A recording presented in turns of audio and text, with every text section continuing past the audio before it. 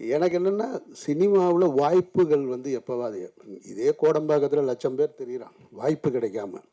இப்போ வாய்ப்பை சரியாக பயன்படுத்த வேண்டிய பொறுப்பு இயக்குனருக்கு இருக்குது. ஒரு முதலாளி பணத்தை எங்கேருந்து வேணாலும் எடுத்துகிட்டு வந்துடுறாரு. ஒரு தடவை மிஸ் ஆகலாம், 2 தடவை மிஸ் ஆகும். ஒவ்வொரு தடவை உனக்கு மிஸ் ஆகும் அப்படின்னா, இல்லை சார் எங்கேயோ ஒரு ராங் கால்குலேஷன், அது இந்த தடவை சரியாக வருது, இந்த தடவை.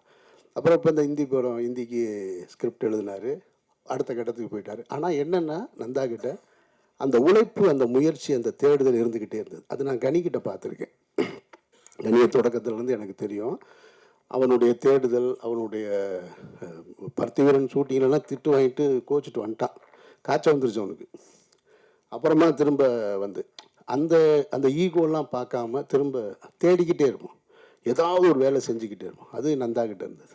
அப்புறம் இப்போ இந்த படம் இப்போ சொன்னார், சார் இந்த மாதிரி இப்போது சார் நீங்கள் விரும்புகிற மாதிரி ஒரு படம் எடுத்திருக்கேன் சார், நீங்கள் கண்டிப்பாக இந்த தடவை உங்களுக்கு பிடிக்கும், நான் உங்களுக்கு காட்டுறேன் சார். எத்தனை தடவை தான் என்னை ஏமாற்றுவேன்னு தெரில அப்படின்னு நினச்சி தான் அந்த படம் போய் பார்த்தேன். படம் உண்மையிலே படம் எனக்கு ரொம்ப நெருக்கமாக இருந்தது, பிடிச்சிருந்தது.